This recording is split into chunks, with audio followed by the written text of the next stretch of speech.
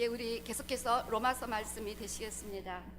제가 로마서 강의 시작할 때도 말씀드렸습니다만 이 로마서는 제 인생을 바꾼 말씀입니다. 저에게 참 특별한 책입니다.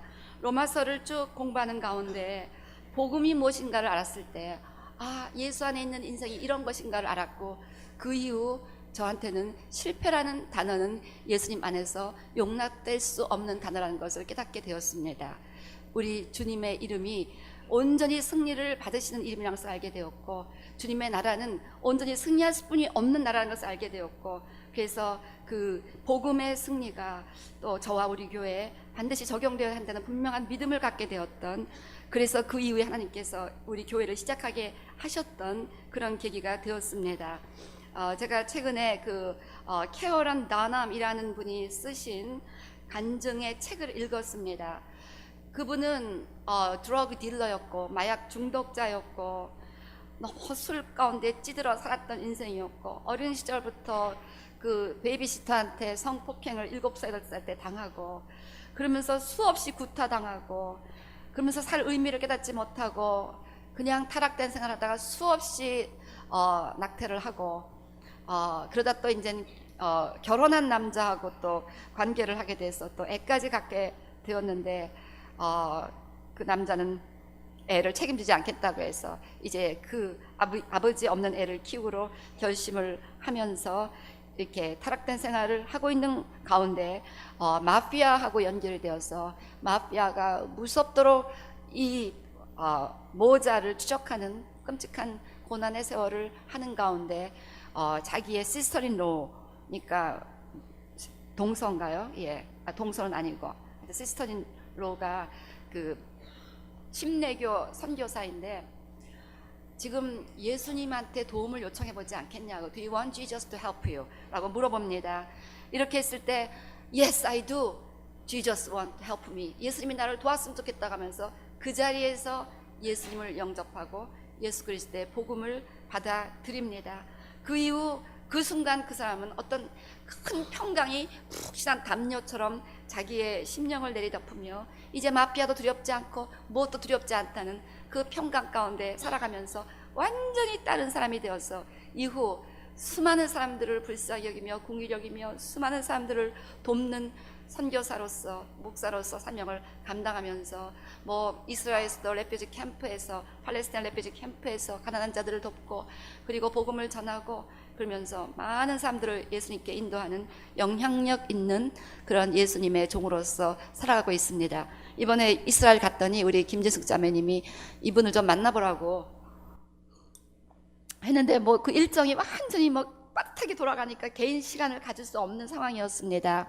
그래서 이제 그 분을 만나지 못하고 다만 그분의 책만을 가지고 와서 읽으면서 이렇게 예수를 만나야 된다. 만나려면 제대로 만나서 이렇게 변화가 일어나야 된다. 완전하게 다른 사람이 되어버린 거예요. 요즘 우리 김미진 재정 강의가 많은 분들이 보고 은혜를 받고 있는데, 이분도 보면은 완전히 빚에 계약고 50억 빚을 가지고 도망다니던 이런 사람이 어느 날들은 재정 강의, 그 강의가 그 인생을 완전하게 바꿔 놓았습니다. 그래서 우리가 똑같이 이렇게 설교를 듣고 복음에 대해서 듣고 그러는데 맨날 그날이 그날 나이스 모멘트가 아니라 터닝 포인트가 되는 그러한 분명한 결단이 있고, 그 김미진 씨가 그 간증 가운데 이렇게 얘기하잖아요. 그때 10년 전에 그 클래스에 사람들 많았다. 그렇지만 아무도 그때 지금의 나처럼 변화를 또 회복을 경험한 사람이 없었다. 그때 많은 사람들이 나 성령 받았다, 내가 은사와 기적을 체험하고 내가 성령 충만하고 너무 자랑을 하는데, 자기는 마음이 냉랭해서 당신은 성령도 피해가는 사람이라는 별명을 가질 정도로 아무 감동도 없었는데, 그때 결심했다. 내가 저 강사가 가르치는 대로 살아가리라. 내가 믿음으로 살아가리라. 그 결심을 했고 실천을 했고, 그 결심이 오늘의 나를 만들어서 빚 다 갚고 지금 또 수많은 사람들을 돕고 하루에 5,000명 고아를 갖다 먹이고 돌보는 일도 하고, 하여튼 엄청난 사역을 또 감당하고 있는 회복을 경험했습니다. 그러니까 여러분들이 feel good, 오늘 은혜 받았다, 눈물 흘리고 이것이 중요한 것이 아니라 조금이라도 들었으면 확실하게 변화를 받기를 결단하시기를 바랍니다. 오늘 이제 그 사도 바울은 이제 계속해서 그 인류의 죄를 다루고 있습니다. 그래서 복음이 무엇인가를 설명하기 위해서, 그러기 위해서는 우리가 죄인이라는 것을 깨달아야 되기 때문에 모든 인류가 복음이 필요하다는 것을 논증하기 위해서 모든 인류가 죄인이라고 선포합니다. 그래서 모든 인류를 세 가지 그룹으로 나눴어요. 그래서 지난번에 여러분이 보셨을 것입니다.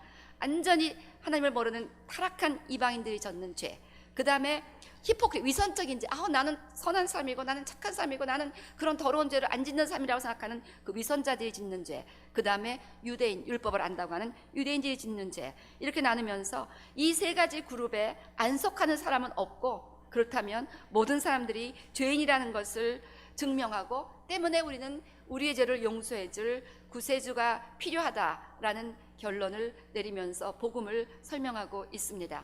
자, 그래서 오늘 이제 2장 1절부터는 두 번째 그룹인 위선자들에 관한 그룹입니다. 이 사람들이 짓는 죄는 판단의 죄라는 것입니다. 이 사람들은 남들이 보기에 선한 사람 같고 매우 도덕적인 사람처럼 보입니다. 그 사람들은 전혀 자신들이 죄인이라고 생각하지 아니하고, 전도할 때 당신이 죄인이라고 그러면 막 화부터 냅니다. 나처럼 선하게 사는 사람이 있으면 나보라고. 내가 얼마나 착하게 죄를 안 짓고 사는데 뭐 나보고 죄인이라고 생각하는 그런 사람 많잖아요. 그렇게 나는 의롭고 선하고 도덕적이다, 자기도 인정하고 남들도 칭찬하는데, 이런 사람들의 특징, self-right, 자기 의로 충만합니다. 나는 의롭다는 것이죠. 당신은 나보다 의롭지 않다는 것입니다.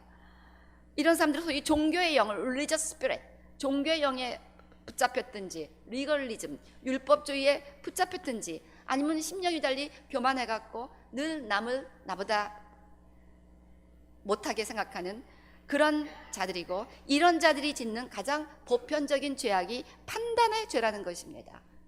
그래서 오늘 사도 바울은 아주 많은 부분을 할애하면서 판단의 죄에 대해서 다루고 있는데, 우리는 아주 쉽게 판단하자. 누구는 이래서 그렇고, 누구는 이래서 이렇고, 누구는 머리가 노래서 싫고, 누구는 머리가 까매서 싫고, 별거 갖고 지금 다 판단을 하는 그런 시대적인 흐름 가운데 살고 있는데, 이 판단이 얼마나 큰 죄인지 알지 못하느냐라는 말씀을 우리에게 가르치고 있습니다. 이 판단의 죄가 공동체를 파기하고 관계를 파기하고 하나님 앞에 우리도 판단을 받게 하는 그러한 중죄가 된다는 것을 오늘 본문 가운데 논증하고 있습니다. 그래서 오늘 저는 로마서 2장 말씀 가운데 우리가 왜 남을 판단해서는 안 되는가를 세 가지 이유로 설명하고자 합니다.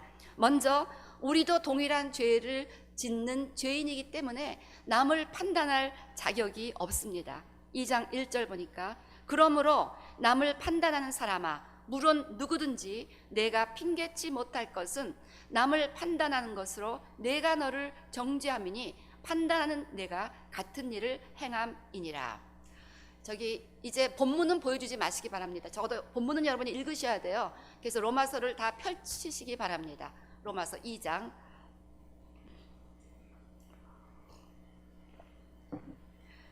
자, 그래서 우리가 남을 쉽게 비판하는데, 그 비판의 대상이 되는 죄는 우리도 하는 일이기 때문에, 우리가 남을 비판하는 것은 우리 스스로를 비판하는 것과 똑같은 일이라는 것입니다. 그래서 판단하는 죄를 피하기 위해서는 나도 그 같은 죄를 저지를 수 있다는 겸손한 자세로 살아야 한다는 것입니다.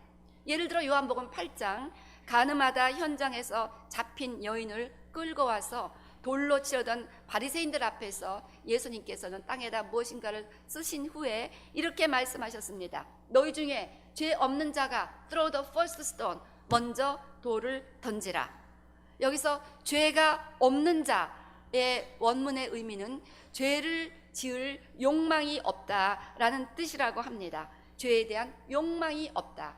즉 예수님께서 그 순간 너희 중에 누구든지 죄 없는 자가 먼저 돌로 치라는 말씀은, 죄의 욕망도 없는 사람이라면 돌을 치라. 즉 예수님 보시기에 마음의 죄나 행동의 죄나 동일하게 보셨다는 것입니다. 이것이 신약적 죄의 해석입니다. 눈에 드러난 죄뿐 아니라 마음속에 숨겨진 죄도 주님은 동일하게 보신다는 거예요. 그래서 누구든지 음욕을 가지고 여인을 바라보는 자는 이미 마음속에 간음하였다. 간음하지 않아도 너희가 음욕을 가지고 여인을 바라보면 간음죄 지었다는 것이다. 그렇게 말씀하셨습니다. 너희가 살인하지 않아도 마음에 미움이 있으면 살인한 것과 똑같다 라고 미움의 죄나 살인의 죄나 다를 바가 없다. 그렇게 말씀하셨습니다. 때문에 우리 예수님 보시기에, 하나님 보시기에 죄란 생각의 죄까지 다 포함되기 때문에 하나님 보시기에 의로운 사람이 없다는 것이고 모든 사람이 죄이라는 것이 성경적 죄의 해석입니다. 우리가 성경이 말씀하는 죄의 해석에 동의해야 한다는 것입니다. 때문에 마음의 죄가 죄라는 사실을 우리가 동의하고 인정한다면 우리 누구나가 다 죄인이라는 사실에 동의해야만 합니다. 때문에 죄인은 죄인을 비판할 자격이 없다는 것입니다. 어찌하여 형제의 눈 속에 있는 티는 보고 내 눈 속에 있는 들보는 깨닫지 못하느냐? 여러분, 눈 속에 들보가 있으면 깜깜해서 잘 안 보이잖아요. 잘 안 보이는데 어떻게 남의 티를 빼줍니까? 들보 다 빼고 안경을 쓰고도 티를 뺄까 말까인데 자기 눈에 들보가 꽉 끼어갖고 어떻게 남의 티가 보인다는 이 넌센스라는 예수님의 재미있는 비유입니다. 그래서 예수님이 죄 없는 자가 돌로 치라 하니까 다 돌멩이를 내려놓고 어느새 부끄러움을 느끼며 떠나갔다는 것입니다. 자기들의 마음속에 있는 죄의 욕망, 그 양심이 찔렸다는 것입니다.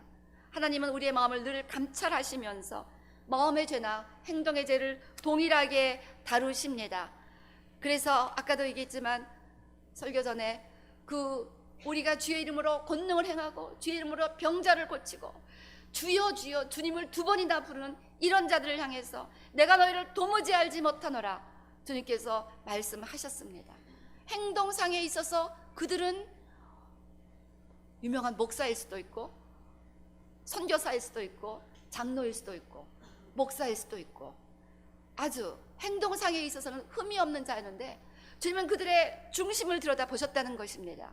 중심에 봤더니 포커스가 하나님이 아니었어요. 자기였어요. 셀프 글로리, 자기의 영광이었어요. 자기의 이름이었습니다. 자기의 평판이고 자기의 명예였습니다.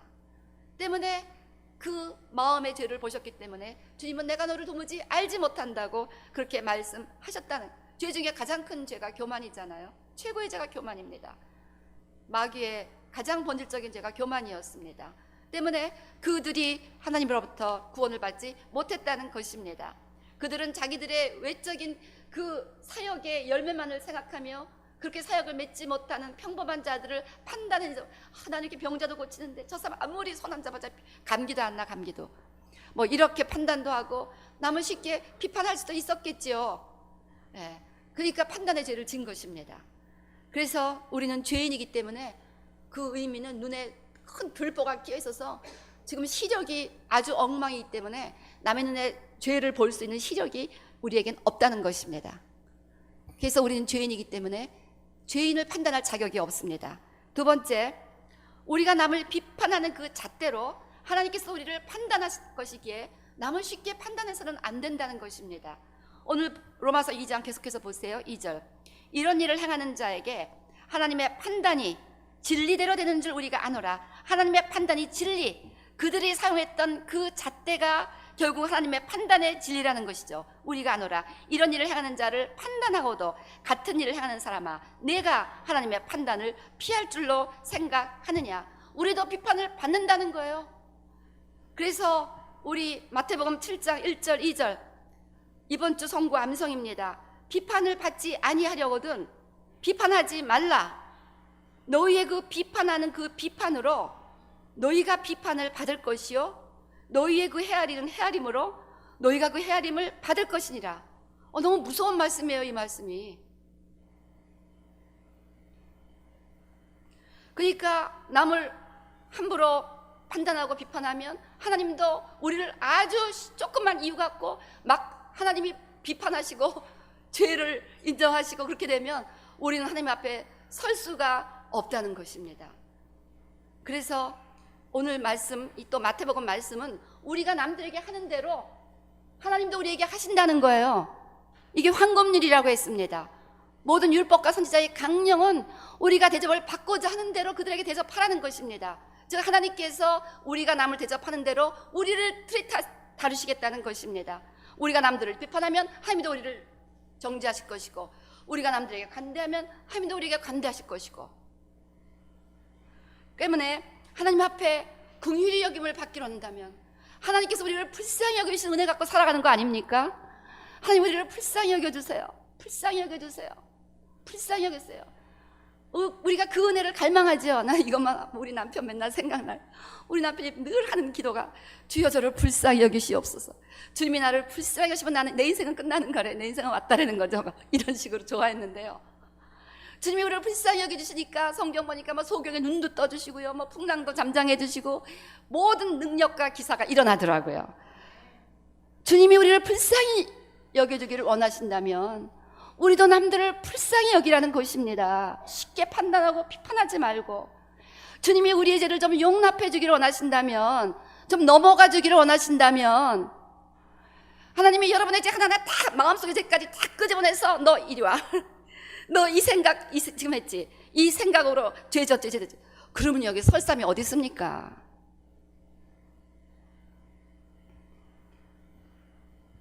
그래서 이렇게 남을 비판하려면 비판하세요.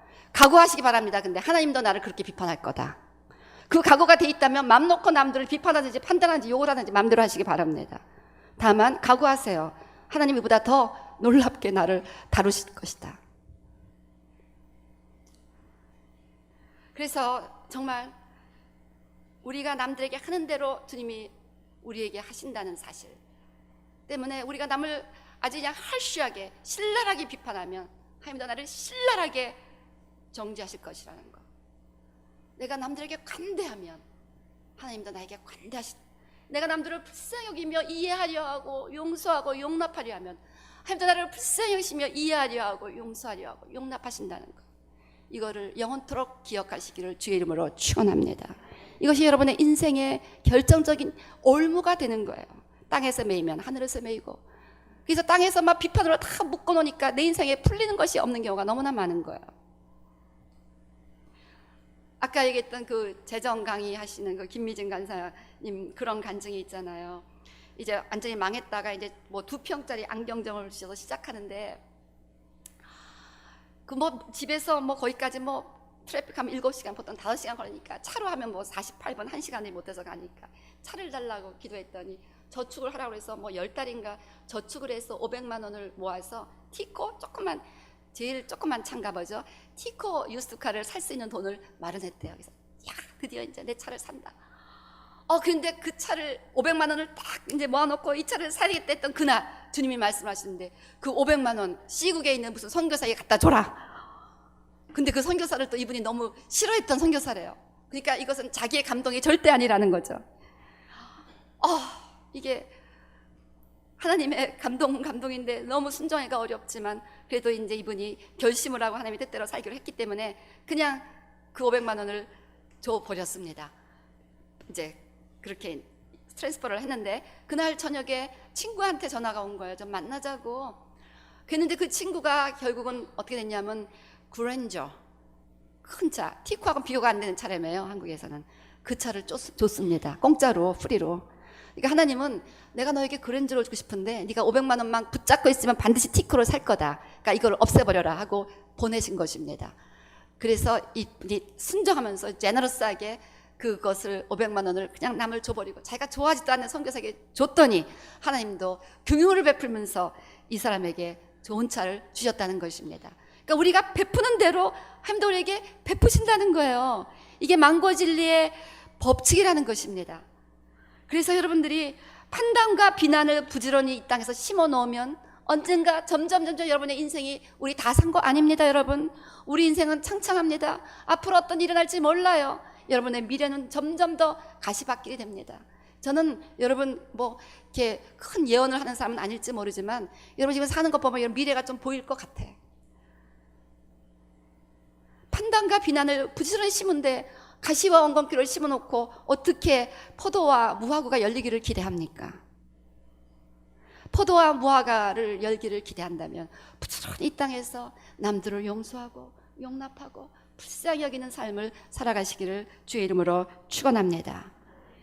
그래서 여기 계속해서 얘기하잖아요.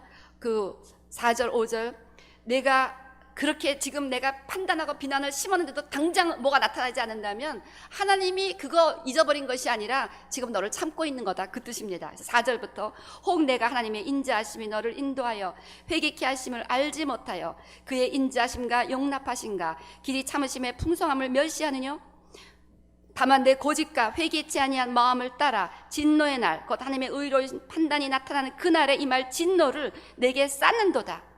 그러니까 막 남들을 막 함부로 비탄하고 판단하고 비난하고 정죄하고 막 열심히 그러고 사는데도 지금 나한테 당장 뭐가 안 일어난다고 I'm okay, 착각하지 말라는 것입니다. 하나님의 인자하심과 참으심으로 지금 너를 향한 진노를 쌓아놓고 언젠가 큰 판단이 너의 인생에 나타날 거라는 거예요. 성경이 이렇게 말씀하고 있잖아요. 지금 판단을 너무 우리가 쉽게 하는데요, 성경이 이렇게 판단의 질을 열심히 다룬다는 거에 대해서 여러분이 주목하시기를 바랍니다. 자, 그래서 두 번째, 우리가 남을 비판하는 그 잣대로 하나님도 우리를 판단할 것이기에 남을 판단해서는 안 됩니다. 세 번째, 오직 예수님의 은혜에 의하여 용서받기에 우리도 용서하며 긍휼을 베풀어야 한다는 것입니다. 자, 로마서 2장 6절 보니까 하나님께서 각 사람에게 그 행한 대로 보응하시되 행위대로 그 보응하신다. 선을 심으면 선으로 보응하시고 악을 심으면 악으로 보응하시는데, 근데 7절 참고 선을 행하여 그 보응의 모습이 영광과 존귀와 썩지 아니함을 구하는 자에게는 영생으로 하시고 오직 당을 지어 진리를 좇지 아니하고 불의를 좇는 자에게는 노와 분으로 하시리라. 악을 행하는 각 사람의 영에게 환난과 공고가 있으리니 첫째는 유대인에게요 또한 헬라인에게며 선을 행하는 각 사람에게 영광과 존귀와 평강이 있으리니 첫째는 유대인에게요 또한 헬라인에게라. 이는 하나님께서 외모로 사람을 취하지 아니함이라. 외모로 드러난 것뿐 아니라 중심을 보시면서 엄밀하게 모든 사람을 판단하신다는 거야. 자, 그런데 판단의 기준이 세 가지입니다. 판단의 기준 12절부터 보니까 첫 번째, 무릇 율법 없이 범죄한 자는 율법 없이 망하고 무릇 율법이 있고 범죄한 자는 율법으로 말미암아 심판을 받으리라. 하나님 앞에서는 율법을 듣는 자가 의인이 아니요 오직 율법을 행하는 자라야 의롭다 하심을 얻으리니. 자, 그래서 첫 번째 심판의 기준은 율법을 알고 있는 자, 유대인처럼 율법을 가지고, 우리도 율법을 가지고 알고 있잖아요. 말씀을 들었잖아요. 이렇게 배우고 있잖아요. 이렇게 하나님의 말씀을 알고 배우고 가지고 있는 자에게는 그 율법이 심판의 기준이 된다는 것입니다. 그래서 이 세상에 있는 누구도 온전히 율법을 지킬 수가 없다는 것입니다. 하나님의 불꽃 같은 눈앞에 누구도 율법을 온전히 지킬 수 없기 때문에 율법을 가졌다고 해서, 율법을 안다고 해서 의롭다함을 받을 사람이 없다는 것입니다. 때문에 유대인들은 율법을 가졌지만 그들이 율법을 지키지 못했기 때문에 하나님의 심판의 대상이 된다는 것입니다. 두 번째, 이제 14절, 율법 없는 이방인이 본성으로 율법의 일을 행할 때는 이 사람은 율법이 없어도 자기가 자기에게 율법이 되나니 이런 이들은 그 양심이 증거가 되어 그 생각들이 서로 혹은 송사하며 혹은 변명하여 그 마음에 새긴 율법의 행위를 나타내느니라. 그럼 우리 전혀 하나님의 말씀을 모르는 사람들은 어떡하냐? 율법을 모르는 사람들은 어떡하냐? 그 사람들은 양심의 법에 의해서 심판하신다는 것입니다. 그 하나님이 만들어 주신 그 본성 안에 양심이 있어서 양심이 증거가 되어서, 그렇잖아요. 우리가 교회 다니기 전에도 거짓말하면 그냥 마음이 찜찜하고 남의 거 도둑질하고 나면 또 양심이 찔리고, 그래서 그 양심이 법이 돼서 우리를 판단한다는 것입니다. 그런데 성경에 의하면 양심대로 사는 사람이 없다는 거예요. 그래서 예레미야서 17장 9절 말씀처럼 만물보다 거짓되고 심히 부패한 것이 인간의 마음이기 때문에 그 양심으로 인해서 양심대로 깨끗하게 사는 사람은 한 명도, 그래서 의인은 없나니 한 명도 없다고 성경이 말씀. 양심대로 사는 사람이 하나도 없기 때문에 역시 양심의 법으로 하나님이 심판을 할 때도 구원받을 자가 없다는 것입니다. 근데 너무나 감사하게 또 다른 심판의 기준이 있다는 것입니다. 16절, 곧 내 복음에 이른 바와 같이 하나님이 예수 그리스도로 말미암아 사람들의 은밀한 것을 심판하시는 그날이라. 즉 모든 은밀한 죄악이 그날 다 선악간에 드러나지만 예수님의 이름으로 심판하겠다. 즉 예수님이 나의 죄를 대신해서 십자가에 못 박히셔서 내 죄값을 다 치렀다는 사실을 믿는 자들은 예수님이 우리의 죄를 다 담당하시고 예수님의 의를 우리에게 주셨기 때문에 그 의를 가지고 하나님 앞에 서기 때문에 하나님 앞에 의롭다 인정함을 받게 된다는 것입니다. 할렐루야. 너무나 놀라운 은혜죠. 그래서 이렇게 예수 그리스도의 복음 안에서 심판을 하시기 때문에 십자가 복음을 믿는 자들은 그 죄가 십자가에서 다 정결케 되기 때문에, 제거되기 때문에 그 예수님의 피값의 공로로 하나님 앞에 구원을 받게 된다는 것입니다. 그래서 구원받을 수 있는 근거는 세 번째 방법뿐이 없다는 거예요. 율법 지키는 사람 없고 양심대로 사는 사람 없기 때문에 결국 하나님 앞에 그 판단하신 그날 하나님의 판단에 의해서 의롭다 인정을 받아 구원함을 얻기 위해서는 그저 주님이 불쌍히 하시는 긍휼에 의해서 예수님의 십자가 은혜에 의해서 용서받는 길뿐이 없다는 것입니다. 때문에 누구나 다, 저도 여러분도 이상 모든 사람들이 주님의 은혜 없이는 구원을 받을 수가 없다는 것입니다. 예수님의 십자가 피 없이는 누구도 용서받을 수 없는 죄인이라는 것입니다. 그래서 우리 요한복음 5장 24절 말씀처럼 내가 진실로 진실로 너에게 이르노니 내 말을 듣고 또 나 보내신 이를 믿는 자는 영생을 얻었고 심판에 이르지 아니하나니 사망에서 생명으로 옮겼느니라. 심판의 기준이 예수님이라는 분명한 말씀입니다. 심판에 이르지 아니하는 비밀은 예수님의 말을 믿고 예수님을 믿는 자라는 것입니다. 마태복음 10장 32절 누구든지 사람 앞에서 나를 시인하면 나도 하늘에 계신 내 아버지 앞에서 저를 시인할 것이라고 했습니다. 예수님이 하나님의 아들인 것을 믿고 시인하면 그날 하나님도 우리를 시인해서 구원해 주신다는 것입니다. 이 사실을 부인하면 지옥과 멸망이라는 것입니다. 그래서 요한복음 3장 18절 저를 믿는 자는 심판을 받지 아니할 것이요 믿지 아니하는 자는 하나님의 독생자의 이름을 믿지 아니함으로 벌써 심판을 받은 것이니라. 믿으십니까? 3장 36절도 마찬가지로 다 같이 읽읍시다. 시작. 아들을 믿는 자는 영생이 있고 아들을 순종치 아니한 자는 영생을 보지 못하며 도리어 하나님의 진노가 그 위에 머물러 있느니라. 자, 결국 이와 같이 볼 때 저나 여러분이나 용서받고 구원받는 그 기준은 딱 한 가지, 하나님이 불쌍히 여기신 긍휼과 은혜라는 것입니다. 다 같이 긍휼과 은혜를 필요로 하는 죄인들끼리 서로 판단하고 죄인이라고 한다면 그것은 말도 안 되는 넌센스라는 것이죠. 얼마나 어리석은 일입니까? 하나님의 은혜로 용서받은 자, 10,000달란트 탕감받은 죄인인데 나한테 100달러 빚진 거 안 갚았다고 그를 판단하고 비판하고 죄를 지었다고 왈가왈부하고 뒤에서 판단하고 비판하고 분노한다면 그것은 10,000달란트 탕감받은 죄인이 할 태도냐라는 것입니다. 태도 아니죠? 맨날 이렇게 안다고 그러면서 또 우리는 그렇게 산단 말이에요. 그러니까 그냥 나이스 모멘트로 끝나는 것이 아니라 터닝 포인트, 내 인생에 다시는 남들을 비판하고 판단하는 일을 이제는 스탑해야 되겠다. 입을 갖고 얼마나 죄를 짓는지. 그래서요, 우리는 이제 정말 끝까지 서로를 용납해주는 그러한 삶을 살아가야 됩니다. 지금 갈보리 신학원 소식을 며칠 전에 들었는데 엄청 학교가 발전했습니다. 그래서 지금은 교육학, 상담학, 서예학과 등 전문 학교가 개설되고 졸업생들은 중국 전역에 교회를 세우고 선교를 하고 북경에서만도 도시빈민사역, 장애학, 특수교육 등 이 현재 18개 지교회를 통하여 활발히 운영되고 아주 학교가 정말 눈부시게 발전하고 있는데 그 학교의 시작을 저는 지금 기억하고 있다는 것입니다. 그 학교 시작 때 아주 가난한 그 시골에 허름한 집을 빌려서 학교를 할 때 그들이 가난했고 가진 거 없었지만 그들에게 아주 유니크한 것이 있었는데 엄청난 단합이었습니다.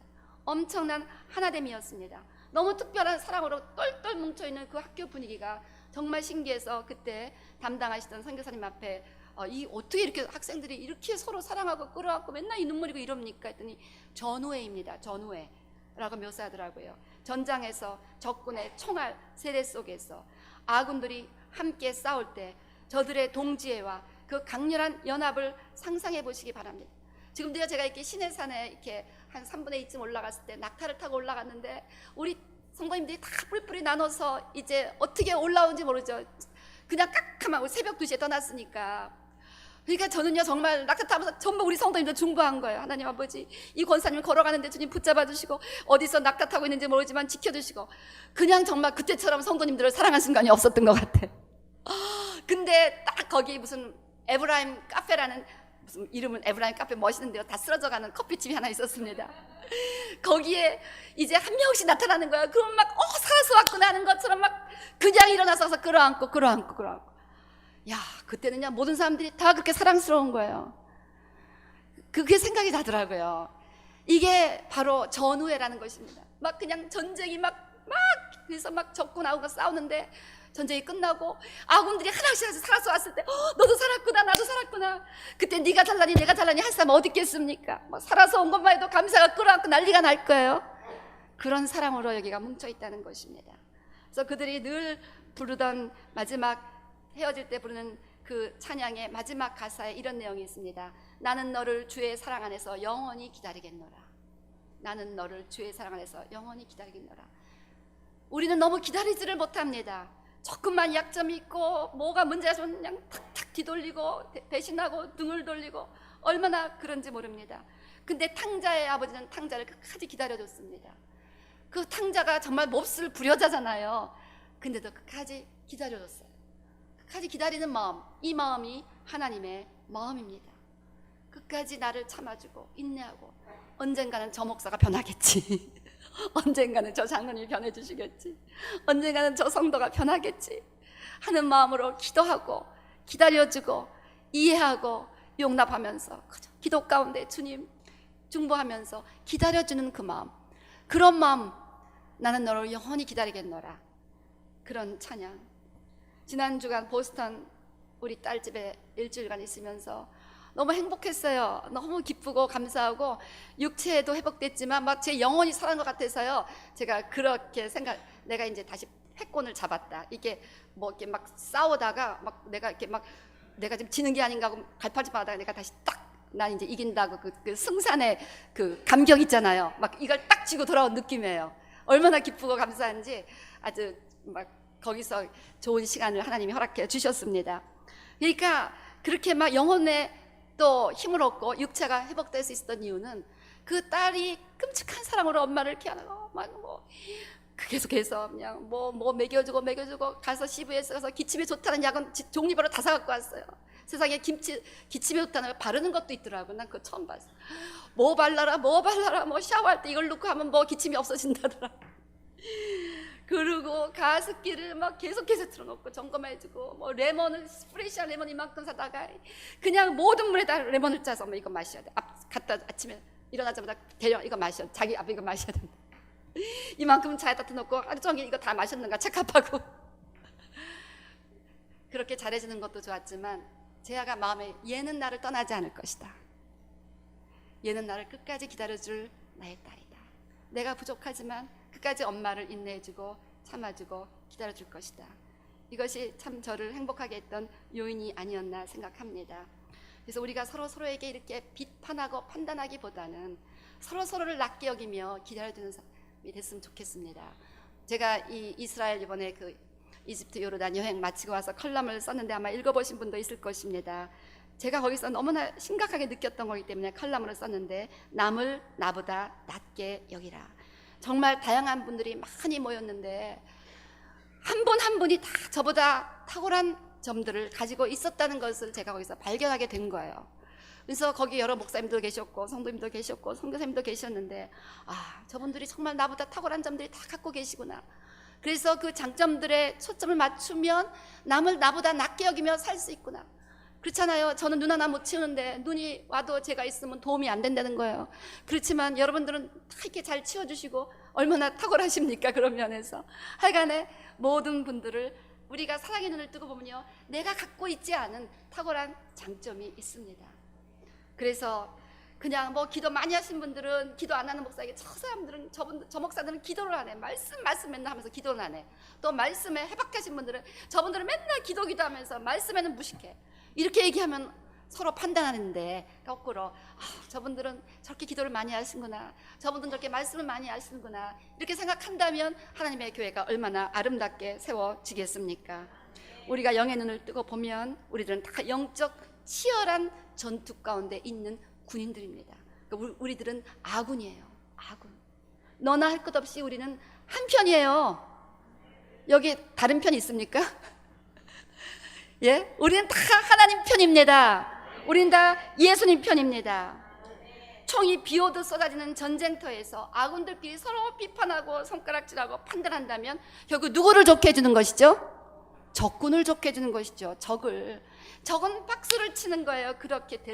그래서 적은 아군끼리 분열 일으키기 위해서 하는 일이 서로 판단하게 하는 일이에요. 서로 판단하는 일. 그래서 이 적의 그 전략을 아신다면 이제 그것을 거절하시기 바랍니다. 판단의 영을 거절하시고 종교적인 영을 거절하시고 오히려 하나 된 사랑의 영, 평안의 영, 성령의 영으로 하나 되어서 우리가 서로서로를 끝까지 기다려주고 용납해주고 긍휼히 여기시기를 주의 이름으로 축원합니다.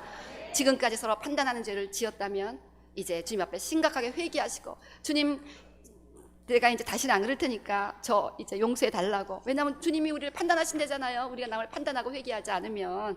자, 그래서 우리가 서로서로의 실수와 잘못에 대해서 판단한 거 회개하시기 바랍니다. 오늘 제가 3가지 이유로 판단해서는 안 된다고 말씀을 드렸습니다. 자, 첫 번째, 우리도 동일한 죄를 짓는 죄인이기에 남을 판단할 자격이 없습니다. 두 번째, 하나님께서는 우리가 판단하는 동일한 잣대로 우리를 판단하실 것이기 때문입니다. 세 번째, 우리 모두 하나님의 긍휼과 예수님의 은혜에 용서받은 존재이기에 우리도 남들을 용서하고 긍휼을 베풀어야 합니다. 이 3가지 이유 때문에 우리는 판단해서는 안 됩니다. 판단의 죄를 다시 한번 심각하게 회개하시기를 주의 이름으로 축원합니다.